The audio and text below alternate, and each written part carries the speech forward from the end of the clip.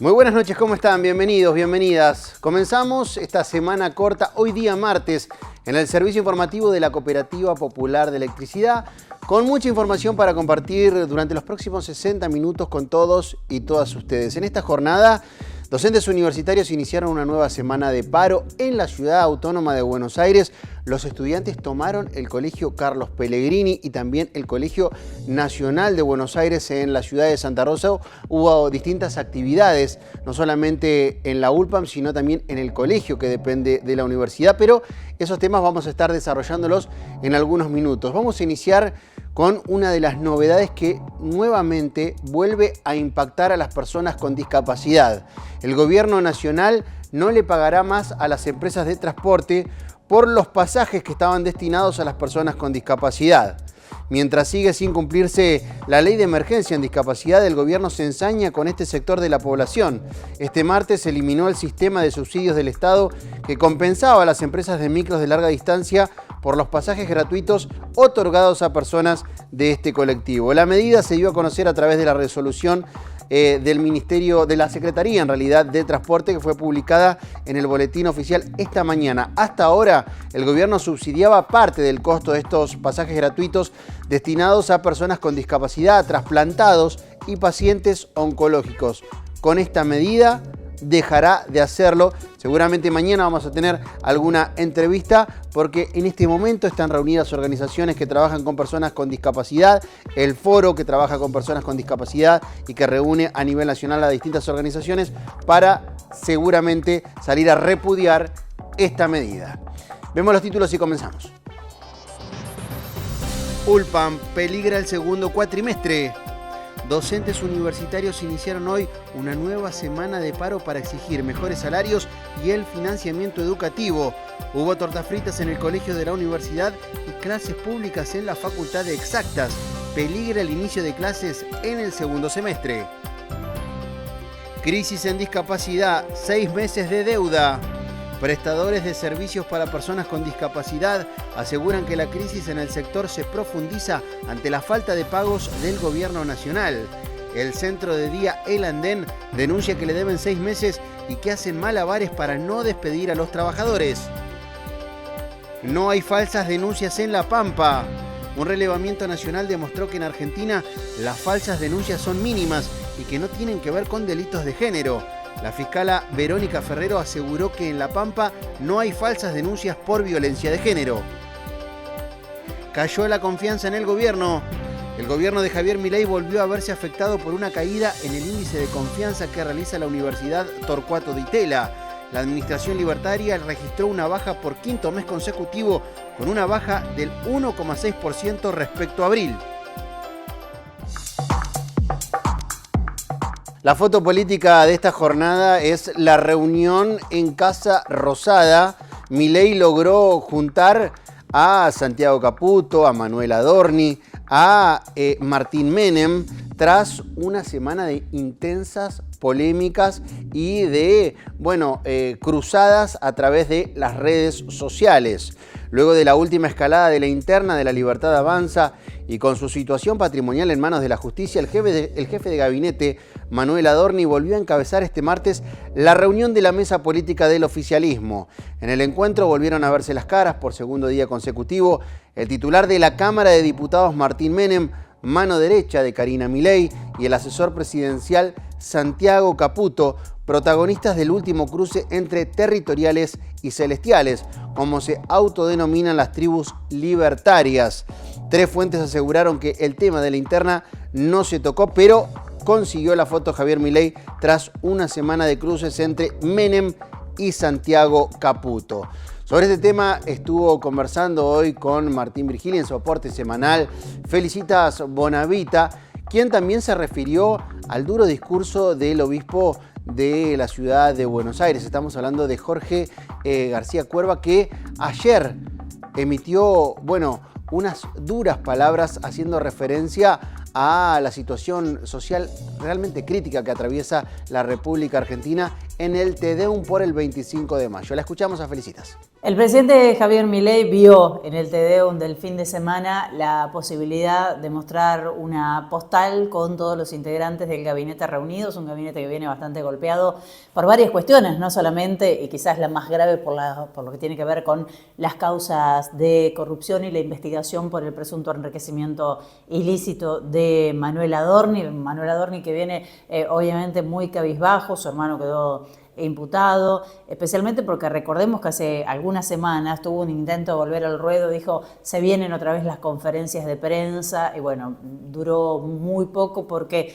se llamó al silencio rápidamente. Y después las internas entre el sector de Santiago Caputo y Karina Milei, nada más y nada menos, un triángulo de hierro que hace bastante tiempo no funciona, ¿no? Digamos, hubo un quiebre ahí que parece ser irrecuperable. Más allá de todo esto, me parece que Javier Milei lo que logra el domingo, por lo menos, es frenar la escalada y no ganarse nuevos conflictos. ¿Por qué digo esto? Porque García Cuerva fue en su discurso bastante puntual con respecto, por supuesto, a demandas sociales, a lo que pasa con las personas con discapacidad, con los jubilados, la pobreza en términos generales, pero además habló de terrorismo en redes, ¿no? De los mensajes de odio, de haters, habló bastante extraño, pero bueno, lo hizo en su discurso y por supuesto que tiene que ver con lo que sucede en la política, especialmente en la política de estos años en la República Argentina, ¿no? Es un terreno en donde el gobierno o el oficialismo se mueve muy bien. Javier Milei en otro momento probablemente hubiera salido a escalar el conflicto o la discusión, pero dijo que en todo caso era una opinión válida la de García Cuerva, que la entendía, que había que entender el contexto en el que se daban las discusiones en la red social X, por ejemplo, que no todos lo comprenden y que podía entender desde dónde García Cuerva estaba haciendo esa marcación. Después del Tedeum, Javier Milei reunió su gabinete, tuvo la foto en el balcón con su hermana, con Santiago, digamos que era una de las postales más buscadas. Hay fotos de Santiago Caputo saludándose con Lule Menem. Para nadie pasó desapercibido que Patricia Bullrich no solamente, bueno, se mantuvo bastante distante, sino que llegó sola al Tedeum y se mantuvo bastante alejada de la comitiva. Algunos señalan que en realidad Karina le había reservado un lugar bastante alejado de las figuras centrales. No sabemos, pero lo que sí sabemos es que Patricia Bullrich ya está jugando otra carrera que la posiciona como posible, falta un montón para 2027, pero ya hay posicionamientos como posible reemplazante, por lo menos el círculo de poder, el establishment, mira y encuentra en Patricia Bullrich una posible candidata capaz de sostener este programa, pero con mejores modales, podríamos decir, en todo caso, que lo que está haciendo Javier Milei.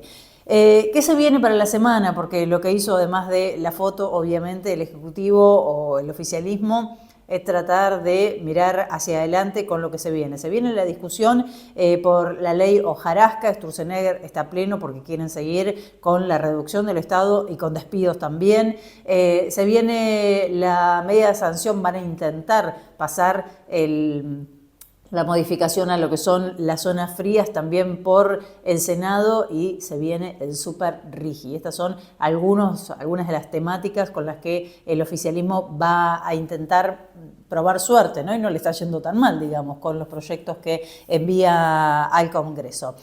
Como cierre, Karina Milei, cuando la prensa se acerca, le pide una palabra, deja algo que me parece es toda una definición. No dice gracias por el aguante, dice gracias por aguantar. Claro, parece un excelente resumen con respecto a lo que está pasando con su propio electorado, ¿no? Parece un mensaje a su propio electorado que está aguantando un proceso de endeudamiento de laburantes. Hay nuevos datos con respecto a esto que son como muy contundentes.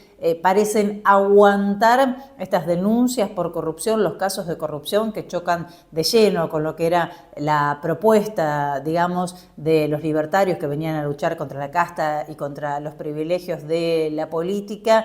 Entonces me parece que sintetiza el momento que está atravesando el gobierno de Javier Milei, ese gracias por aguantar de Karina, que es una mujer, ya sabemos, de pocas palabras, pero que en este caso se expresó cerca de los micrófonos de los canales de televisión que estaban haciendo la guardia allí afuera de la Catedral Metropolitana. Volvemos a hablar de discapacidad, en este caso con Carolina Ordóñez. Ella es la referenta del centro de día El Andén, un centro que trabaja con personas con discapacidad. Se profundiza la crisis entre los prestadores que brindan servicios a personas con discapacidad. En este caso a El Andén le adeudan los 6 últimos meses y confiesa Ordóñez que hacen malabares para no despedir al personal. La escuchamos. La verdad que es una situación muy difícil y además de difícil, muy dura para los que estamos hace mucho tiempo a cargo de una institución. Nosotros imagínate que hace 18 años que estamos con el centro de día El Andén y nunca hemos atravesado una situación tan difícil desde lo económico. Nosotros tenemos tienen una deuda con nosotros de Nación desde noviembre del año pasado. Y bueno, y con unos aumentos que no alcanzan el 5% en lo que va de octubre del 2024. Así que realmente muy difícil.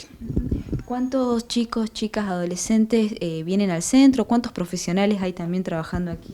Nosotros funcionamos en 2 turnos diferentes. En cada turno hay 15 jóvenes y adultos con discapacidad que concurren y somos 10 profesores actualmente. Entre profesionales y talleristas somos un grupo de 10 profesionales que estamos a cargo. Bueno, ¿cómo se hace frente, ¿no?, a abonar estos sueldos, estos salarios que, bueno, con la situación que describías anteriormente, debe ser muy complejo? Mira, nosotros siempre uno tiene un piso con una institución de esta manera porque siempre surgen cosas que hay que arreglar, que hay que resolver, que hay que comprar y demás. Y bueno, nuestro piso ya no tenemos espalda para continuar. De hecho, hemos sacado un flyer donde estamos presentando la situación nuestra y bueno, nos hemos juntado, hemos sacado números, cuentas y demás, y si no surge un pago antes de que termine el mes de junio, lamentablemente las personas que tienen Incluir Salud, que es un programa que contempla a todas las personas con discapacidad, en su mayoría de bajos recursos, que no tienen acceso a otra obra social, no van a poder seguir continuando porque bueno, el pago de sueldos y solventar los gastos que implica una institución se nos hace ya imposible. ¿Y la mayoría de las personas que asisten aquí tienen esta cobertura? Exactamente, el 50% de los jóvenes y adultos que concurren tienen Incluir Salud. Por ahora no analizan despidos, pero se analizan otras, de reducir algunos turnos. Despidos es la última opción que nosotros queremos llegar, pero bueno, sí ya nos pusimos de acuerdo con las chicas, hablamos entre todas, coordinamos y demás, y bueno, llegamos a un acuerdo de reducción de horario en el caso de que bueno, no suceda el pago. Tenemos las esperanzas, lo último que queremos es reducir y por supuesto lo último que queremos es que dejar sin un espacio de contención a las personas que concurren acá hace mucho tiempo. Sí, mencionan, recalcando esto que mencionabas, ¿no? Personas con bajos recursos que no pueden acceder de otra manera y esto, bueno, complica, bueno, pues su derecho, ¿no? A tener sus terapias, su atención y no poder buscarlo por otro lado. Totalmente, además, o sea, no tienen, primero que es el único espacio que ellos tienen para venir a compartir, para desarrollar habilidades, para tener un poco de dignidad como personas.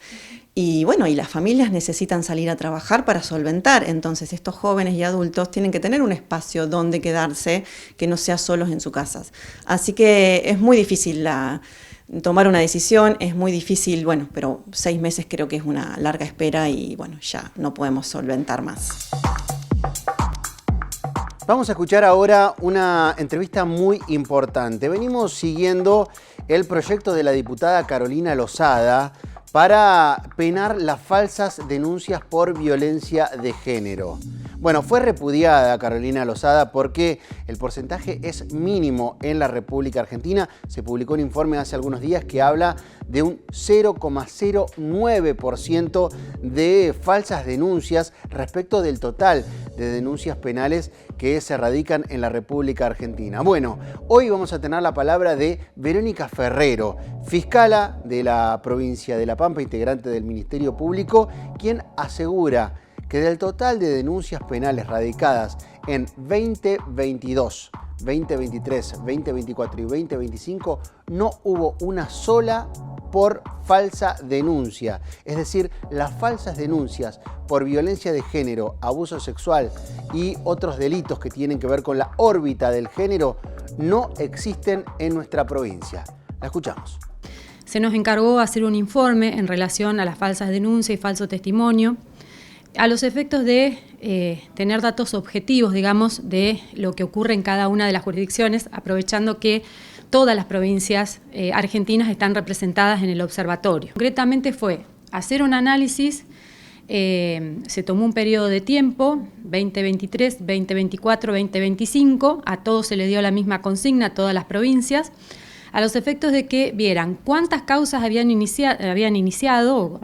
noticiado, digamos, el Ministerio Público Fiscal, y cuántas causas habían sido por falsa denuncia o por falso testimonio, y en ese caso que desagregáramos, digamos, como dato objetivo también, cuántas habían sido en el contexto de violencia de género.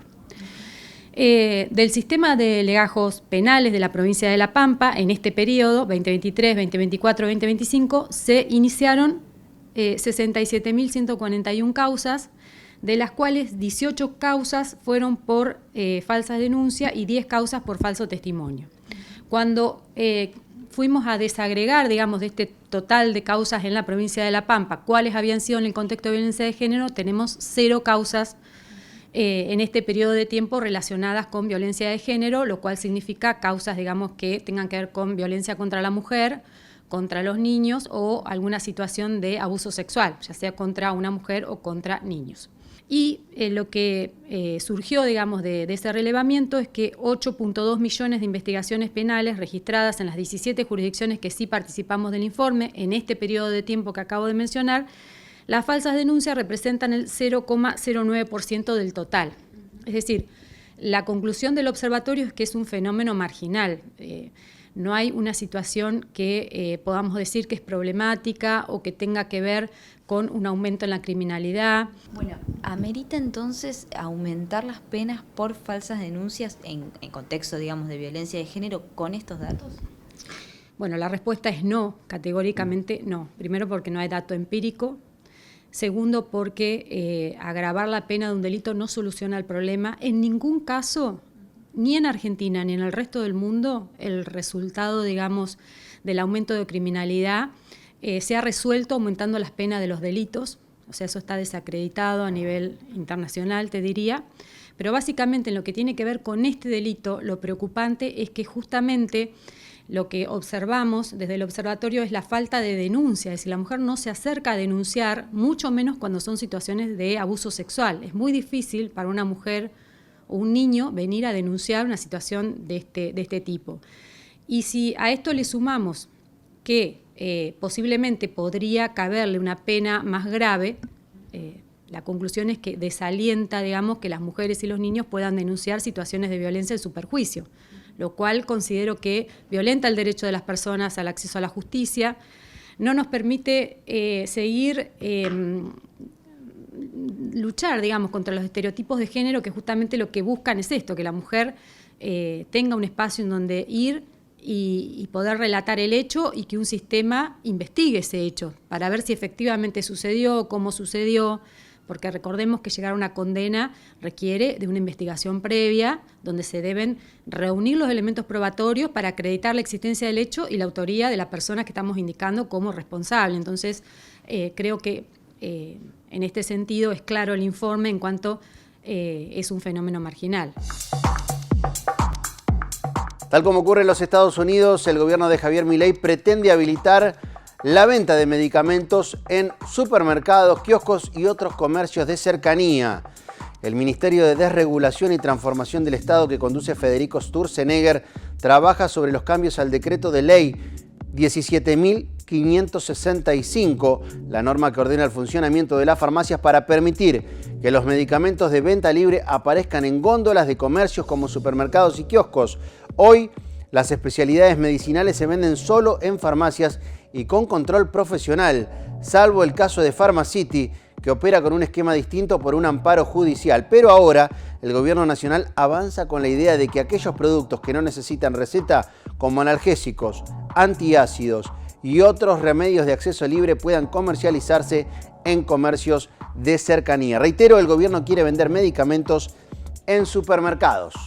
Vamos a hacer la primera pausa. Cuando regresemos, la cobertura que realizamos hoy de la nueva semana de paro en la Universidad Nacional de La Pampa podría no iniciar el segundo cuatrimestre. Ya venimos.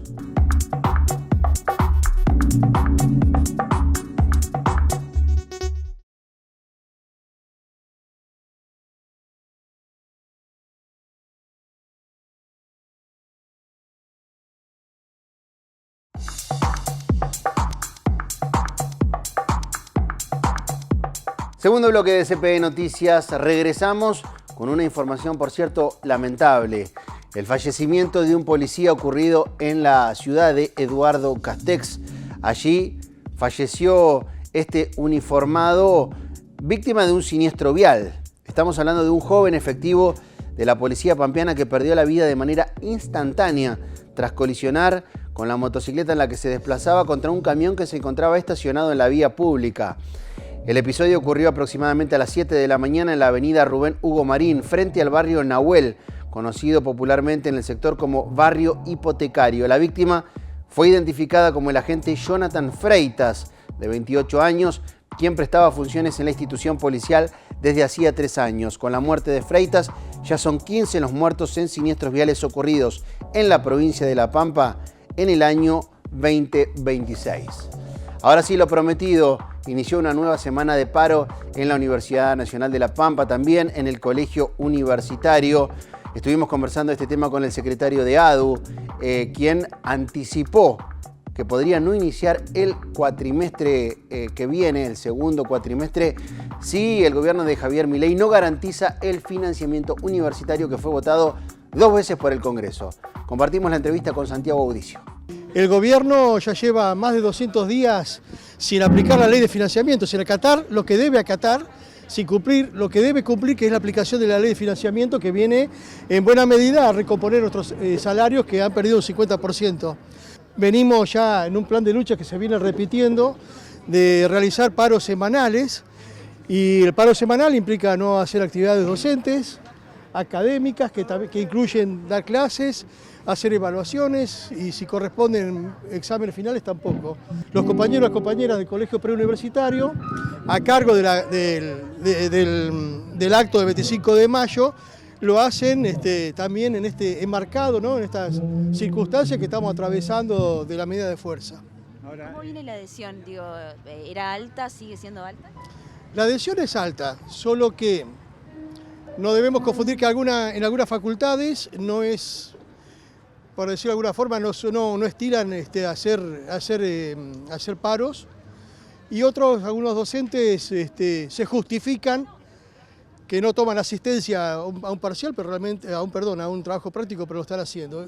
Sacando esas excepciones, el grado de acatamiento es alto porque cada vez estamos quedando más atrasados, más relegados en lo salarial. Como ustedes saben, la Cámara que tenía que expedirse al respecto fue favorable para las universidades, pero hubo un recurso extraordinario que presentó la Secretaría de Política Universitaria, que por eso está en la Corte Suprema. Entonces, esto nos crea aún más incertidumbre por los tiempos que puede demorar tomarse la Cámara, incluso por los resultados a los que se puede expedir. Por eso, esta medida de fuerza también tiene que ver para hacerle llamar la atención a la Corte Suprema.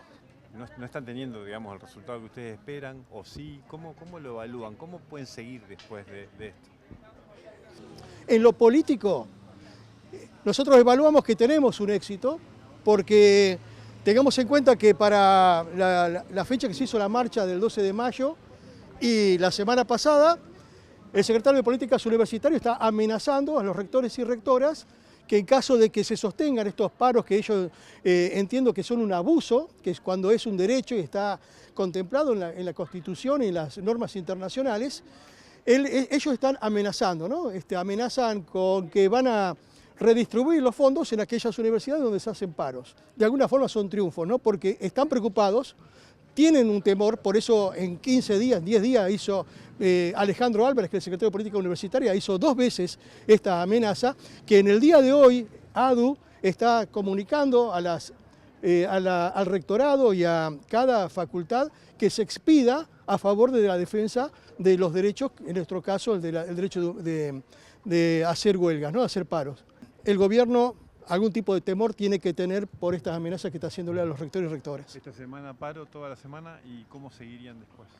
El 5 de junio, nuestra federación, que es la CONADO Histórica, tiene un plenario de secretarios y secretarias generales en que vamos a resolver el paso a seguir, sobre todo pensando en la estrategia que vamos a tener para el mes de junio, sí, para después del mes de junio, sí, y estas son las cosas que se están evaluando, si, cómo haremos con las mesas de exámenes para el periodo de julio, e incluso en pensar en que si no se cumple la ley, tampoco se cumplen las clases.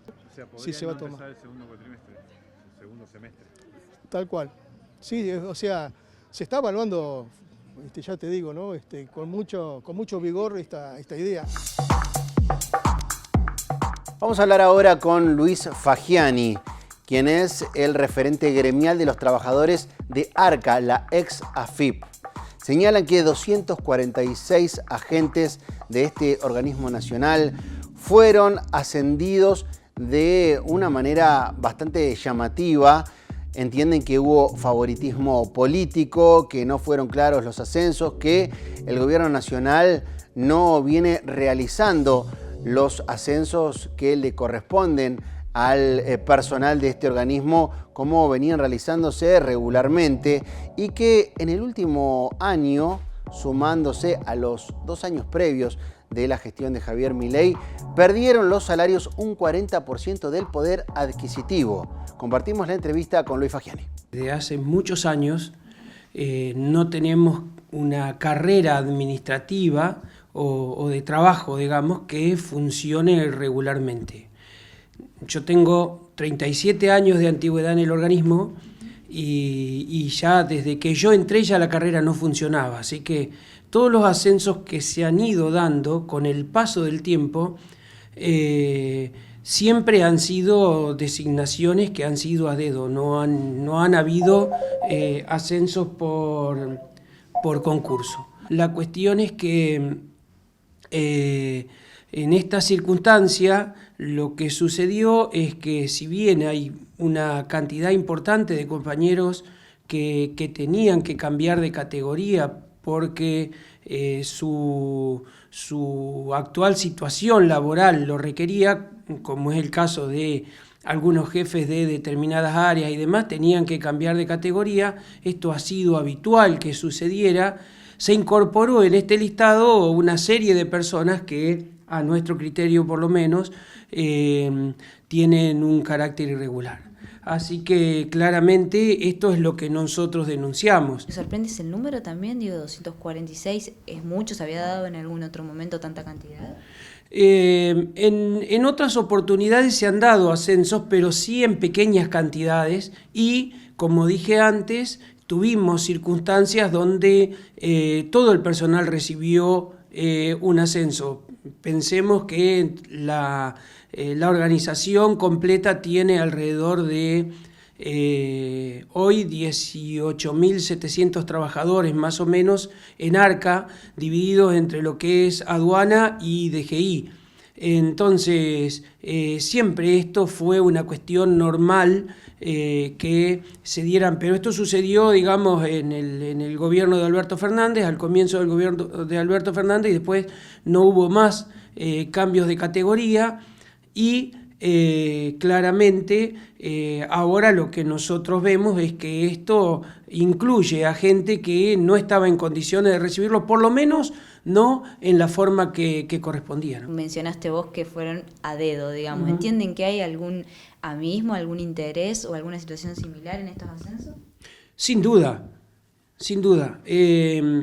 Todos los cambios de categorías que se producen siempre tienen o razones operativas, como es el caso de, como dije al comienzo, algunas personas que es necesario cambiarlas de categoría porque va con el cargo que van teniendo, ¿no es cierto? O, de lo contrario, algunas relaciones o de amistad o política o lo que sea, pero claramente van en ese sentido, sin duda, ¿no? Hay otro pampeano que podría estar en la lista para el Mundial de Estados Unidos, México y Canadá. ¿De quién hablamos?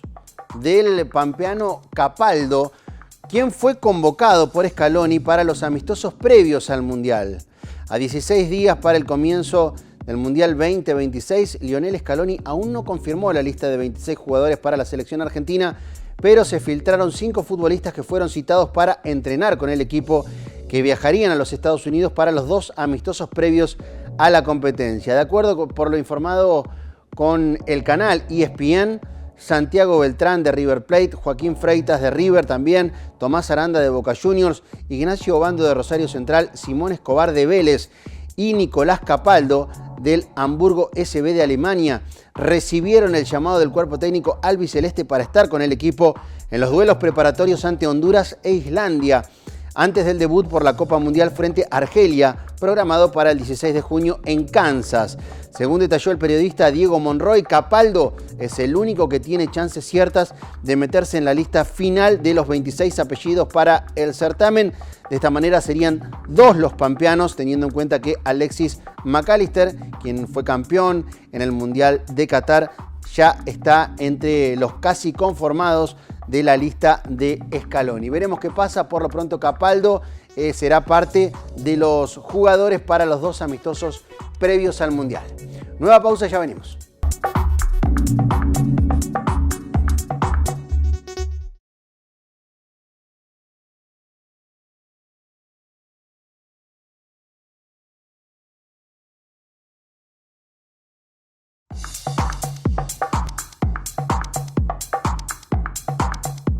Tercer bloque de CPE Noticias y volvemos a hablar del yacimiento El Medanito.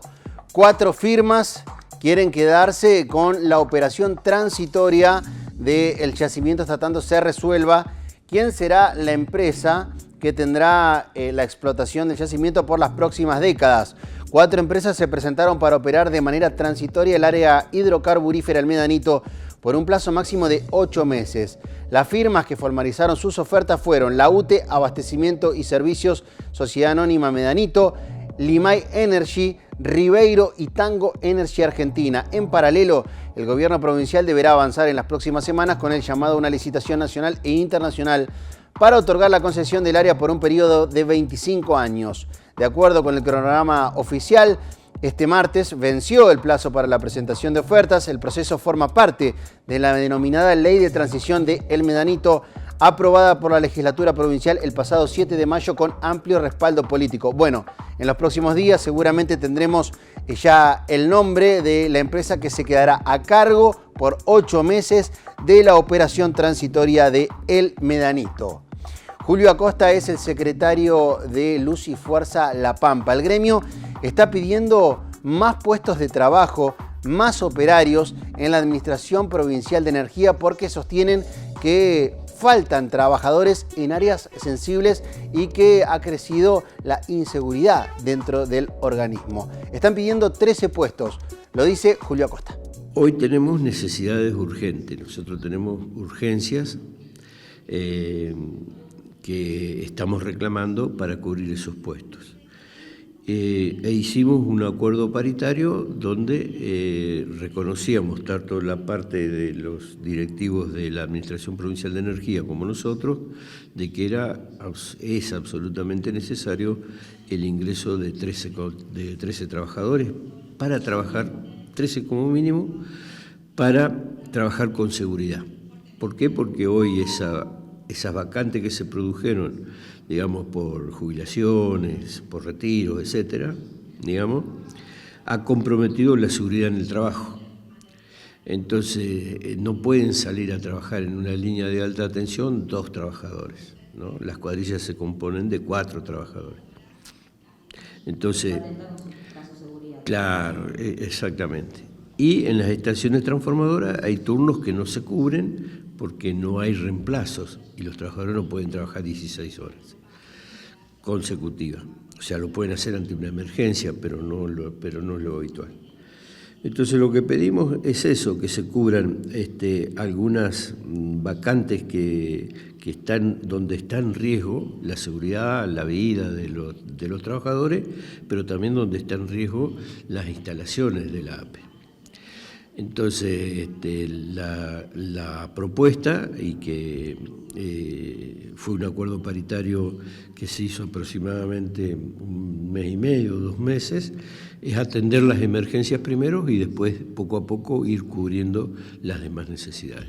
Pero hay que salir de la emergencia porque si no puede llegar a producirse una desgracia y nos vamos a tener que hacer cargo todo, y nosotros de eso queremos alertar. Abarcan zonas como la de Realicó, en líneas de alta tensión, en Pico, líneas de alta tensión, en Santa Rosa, en línea de alta tensión, en Guatraché, línea de alta tensión, en Hacha, línea de alta tensión, en Divisaderos, en la estación transformadora, y en algunas otras, en realidad son 13. Hacha también,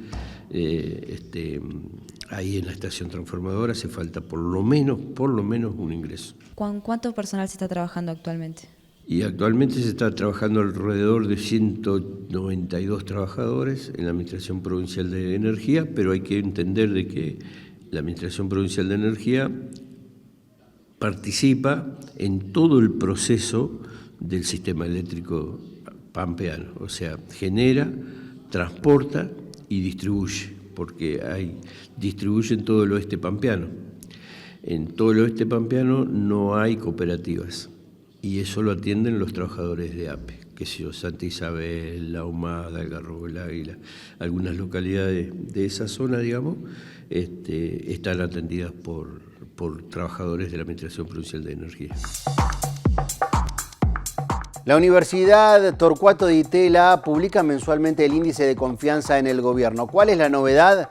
Que en el mes de mayo, por 5º mes consecutivo, la administración de Javier Milei sigue en picada. 1,6% es lo que descendió en el índice en el mes que pasó. De todas formas, el número es bastante alto, el número promedio. Nos lo cuenta Juan Negri, quien es el director de la carrera de Ciencia Política y uno de los científicos investigadores que encabeza este estudio mes a mes. Lo compartimos. Lo que se ve es una tendencia preocupante, unos números que en total no son dramáticos, es decir, el puntaje del gobierno actual en el índice de confianza de gobierno no es pésimo, es decir, es un nivel razonable. Comparado con otros gobiernos anteriores no está necesariamente tan mal. Pero una tendencia preocupante que es la del 5º mes consecutivo de caída desde el principio de año, y un gobierno que ha perdido 19 puntos en nuestro índice, 19 puntos desde fines del año pasado. Entonces, esta tendencia, insisto, es más preocupante que el número en sí, porque señala un progresivo deterioro del gobierno, de los índices de confianza que uno puede imaginar que son de aprobación, que creo que tienen que ver con algunos de los obstáculos en los que se ha visto envuelto el gobierno en los últimos meses. ¿Cuánto influyó el caso Adorni en esta baja? Bueno, el índice no pregunta sobre eso, es decir, el índice habla sobre confianza de gobierno, es decir, no da nombres propios, pero uno de los elementos del índice que más cayó es honestidad, con lo cual uno puede imaginar que efectivamente el gobierno se ha empantanado en este caso de corrupción, que no puede salir, y que eso ha tenido un efecto bastante importante. Quizás una posibilidad para la administración de Javier Milei es modificar la política económica. ¿Por qué lado la ven? Bueno, en general la situación económica correlaciona bastante con algunos de los componentes, elementos del índice, tipo capacidad, eficiencia. Entonces, si el plan económico, u otro, es decir, eso me parece que es independiente, es decir, podría ser que este plan económico, como dice el ministro Caputo, empiece a generar los mejores 18 meses de nuestra vida. Es decir, pero de vuelta, digo, u otro plan económico empieza a tener resultados sobre la sociedad, es muy probable que el índice empiece a mejorar. Es decir, la percepción social de hacia dónde va el país, y ahí la economía tiene mucho para decir, es muy importante en estas cuestiones. ¿Qué otras cosas llaman la atención de esta última medición? Una cosa que vale la pena señalar, me parece a mí, que es bastante interesante, es que todavía Milei mantiene más apoyo entre los hombres por sobre las mujeres, entre los sectores más jóvenes sobre los más adultos, y sobre el resto del país, sobre el área metropolitana de Buenos Aires. Eso creo que es interesante y marca un poco cómo se conforma la coalición sociodemográfica, ¿no? que apoya al gobierno, que creo que es algo bastante interesante. O sea, sigue teniendo mucho apoyo en el resto del país. ¿Cuál es la confianza promedio de este gobierno? El gobierno de Milei está segundo, es decir, segundo más alto de toda la serie. La serie la hacemos desde el 2001. La administración que promedio más alto tuvo es la de Néstor Kirchner, que llegó a 2,49. En promedio de todos sus meses, el índice de confianza del gobierno fue de 2,49. Milei está en 2,41, o sea, está segundo. También es verdad que Milei no terminó todavía su mandato. Eso quiere decir que si en el año y medio que le queda a Milei el índice se sigue desplomando, es probable que Milei termine con un promedio más bajo, obviamente, ¿no? Pero el promedio más alto de la serie es Néstor Kirchner y Milei viene segundo. Por eso yo decía al principio que el número de Milei no es malo en sí, ¿eh? Lo que uno ve, esto es como un estudiante en la universidad, que tal vez, o en la escuela, que tal vez se saca un 7, ¿no? Y bueno, tal vez un 7 no es una mala nota, al contrario, yo creo que es una buena nota, pero si venía sacándose 9 u 8, bueno, uno lo que ve es una tendencia a la baja, ¿no? Entonces eso es lo que pasa con Milei. El número no es que sea bajo, sino que, pero sí que viene bajando hace 5 meses. Momento de hacer la última pausa. Cuando regresemos te voy a contar cómo fue la ocupación hotelera durante el fin de semana largo en la provincia de La Pampa y, por supuesto, como todas las noches, lo más destacado del ámbito internacional. Ya venimos.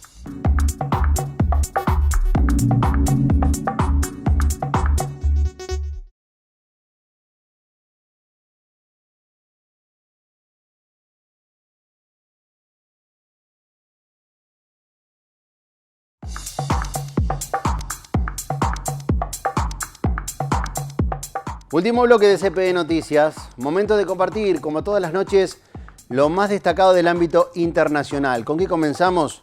Con los médicos en Gran Bretaña que advierten sobre las redes sociales y el impacto sobre los jóvenes.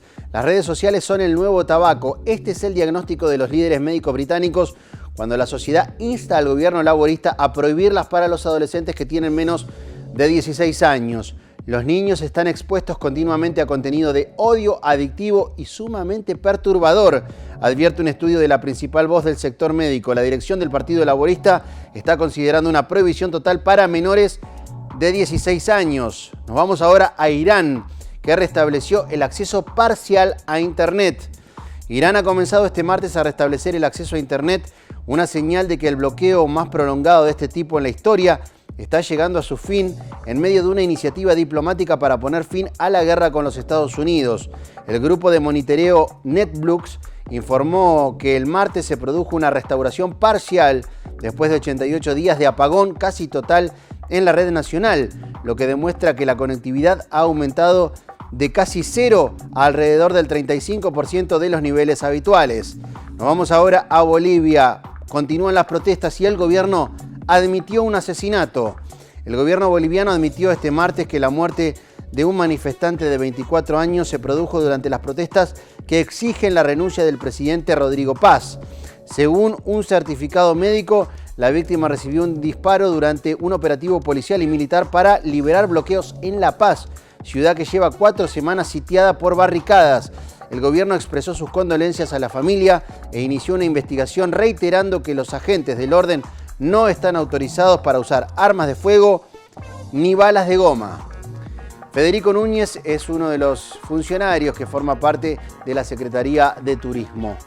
Estuvo la capacidad hotelera colmada en un 60, en un 65% y el turismo se movió durante el fin de semana extra largo en la provincia de La Pampa gracias a algunos eventos específicos. Compartimos el diagnóstico con Federico Núñez. En líneas generales, el movimiento turístico y recreativo en toda la provincia ha sido dentro de todo bastante bueno, superando niveles medios. Estamos hablando de varios destinos, localidades que han estado trabajando al 60, al 65% de ocupación en lo que es alojamientos. Y bueno, sí, lo que vemos es que todo lo que impulsan distintas organizaciones, municipios y demás en cuanto a eventos, eso, bueno, da un movimiento regional importante y va trayendo distintos turistas, excursionistas que se mueven motivados por participar de este tipo de eventos, ¿no? ¿Fue mayor el turismo de paso o que mencionabas de distintas fiestas en distintas localidades de la provincia? Sí, ahí podemos diferenciar un poquito en aquellos destinos que son más de paso, como podría ser Realicó, 25 de mayo, bueno, todo el corredor de la Ruta 35 y demás. Han tenido estos movimientos, digamos, medios, un poquito más arriba que medio. Lo que sí hemos notado este fin de semana, que haciendo una comparación con el fin de semana que pasó, digamos, del 1 de mayo, ha sido un poco superior en ese sentido. Y sí, lo que mueve mucho es esto que comentábamos, lo que son eventos. Sobre todo, bueno, este fin de semana lo hemos notado aquí en Santa Rosa y en lo que es Tuay, porque había varias actividades en los actos centrales del 25 de mayo en Tuay. También estaba la fiesta de la Semana Gaucha en Tuay.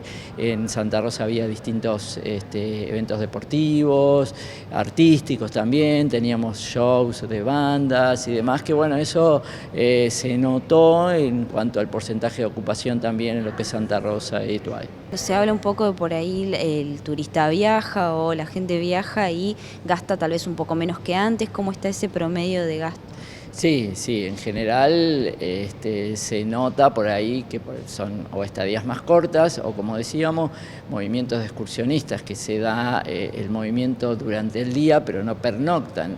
Entonces, bueno, eso se nota dentro de un año que viene con los fines de semana largo, digamos, la tendencia no es muy buena en ese sentido. Pero sí vimos que tuvo un pequeño repunte. También nos han reportado lo que son algunos prestadores de turismo específicamente, o guías de turismo, que han tenido movimiento en algunos destinos puntuales. Entonces, bueno, eso sí se notó este fin de semana. Bueno, ¿y qué es lo que se espera o cuáles son las expectativas ya pensando en... hay un fin de semana largo también en junio, pero ya después vienen las vacaciones de invierno? ¿Cómo se va trabajando? Sí, estamos trabajando en ese sentido. Tenemos ahora en junio fin de semana largo y bueno, después ya de lleno las vacaciones, tratando de ser creativos en promociones, para que bueno, podamos tener un periodo de invierno lo mejor posible, ¿no?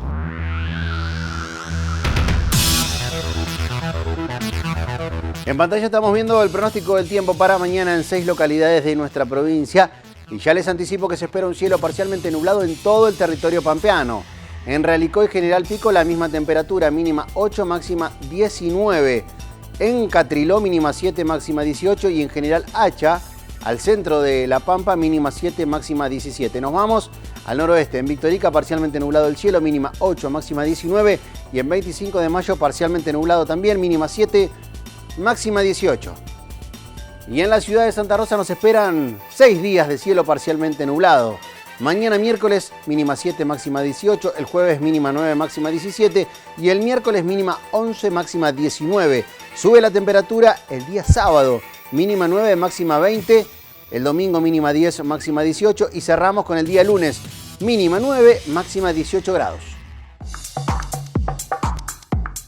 Hasta aquí la información, hasta aquí las noticias. Nos vamos a reencontrar nosotros mañana miércoles, como siempre, para promediar, en este caso, la semana con toda la información en que es el servicio de noticias de la Cooperativa Popular de Electricidad. Que descansen.